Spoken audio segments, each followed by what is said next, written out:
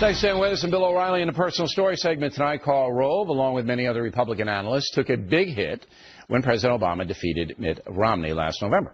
Mr. Rove's prediction in the election was wrong. But he remains a major player within the Republican Party and is starting a new political action committee called the Conservative Victory Project. The problem, some conservatives don't like it.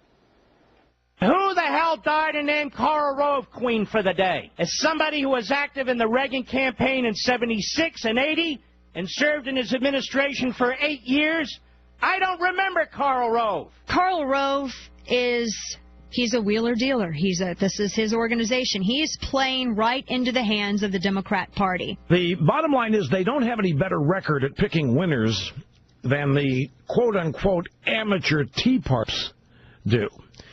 And even when they pick winners, what do we end up winning?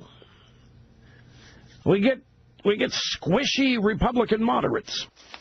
All right, joining us now from Austin, Texas is Karl Rove.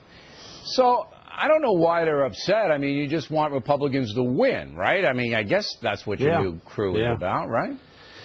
Yeah, well, and look, for Mr. Levin, I was the director of the Texas campaign for Ronald Reagan in the fall of 1980 and was appointed by President Reagan to sit on the White House Fellows selection panel. So I didn't meet him, he didn't meet me, but he wanted to know where the heck I was then. Well, that's where I was.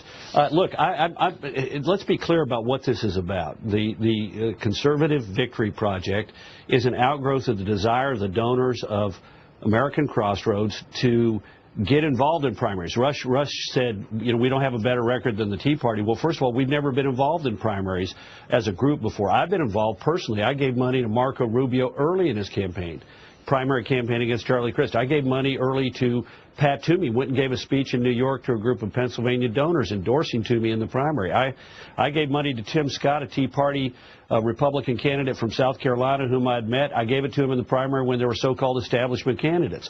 But Crossroads has heretofore not been involved in primaries. What Crossroads has been doing is spending a lot of money on behalf of Tea Party candidates.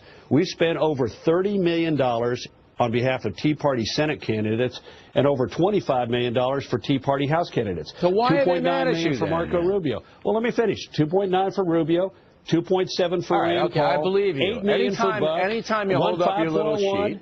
There we go. Well, here's the issue. We spent $5.9 million for Richard Murdoch, who said that it was God's will if a woman was raped and became pregnant.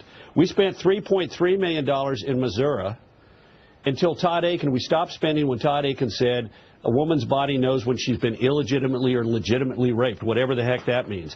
And our donors, to whom we have a responsibility, said, we're happy to keep writing big checks, but we got to do a better job of getting better conservative candidates in these races. So you made some mistakes, but everybody makes mistakes. Sure.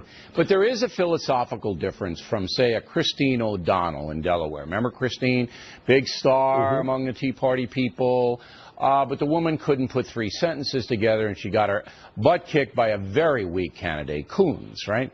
And 16-point defeat. Right. There's a difference between people on the far right who do appeal to some Americans who really don't have... Look, Bill, this is not about ideology. This is about being a bad candidate. Look, Marco Rubio is a strong conservative candidate but who's an effective communicator. I'd say he's a moderate Republican. Look, Rand Paul, he's for more whom we spent $2.7 million.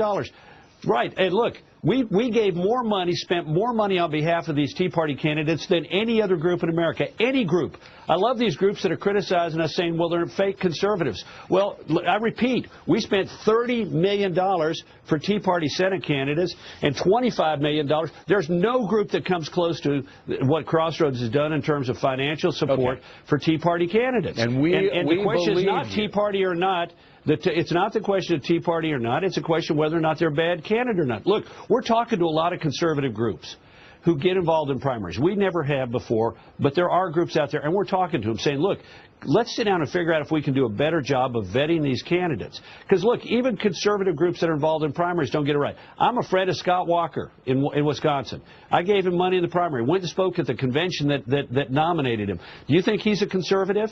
Well, guess what? One of the conservative groups opposed him for the nomination for governor. So even conservative groups don't get it right. But the issue is, can we begin to do a better job of vetting these candidates so we target our money and our resources better behind and get candidates who can win the general election? So poor Ashley the most Judd, conservative candidate who could win. All right, poor Ashley Judd. Come on now.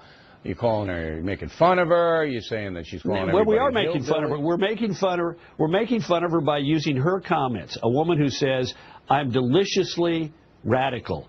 A woman who says such effusive things about President Obama, who lost, incidentally, Kentucky by a very large double-digit gap. I mean, she is way far out on the left wing of the Democratic Party, which is not very far out left in Kentucky. Now, why are you spending the money, though, so early? That was the Democrats' question. First of all, we didn't spend that much money. We spent $10,000 to put it on the internet. We put $2,500 into the ad. But look, we don't want to have happen in Kentucky what happened in Minnesota, where Al Franken knew I need to have a short campaign.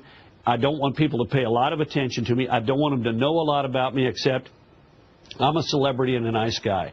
She doesn't want a long campaign because this is just the opening story. This is the opening ad. She has said a bunch of stuff that the people of Kentucky, when they hear about it, are not going to like, and we are going to lay it out in plenty of time for people to get a handle on it. Said she's going to get to know that she's not going to be able to wait until, the screenwriters from California and the producers can, make her look good and prepare the ads and give her lots of lines to memorize so that she can handle these things. We're going to make her start saying where she's coming from. What if you make her cry? Will you feel bad if you make her cry? Look, O'Reilly, only you could be concerned with making a political figure cry. I mean, please. Because I'm a compassionate man. You know that. We want her to explain these radical views that she's got, and in the weeks and months ahead, we're going to continue to introduce those radical views to the people of Kentucky. Karl Rove, everybody.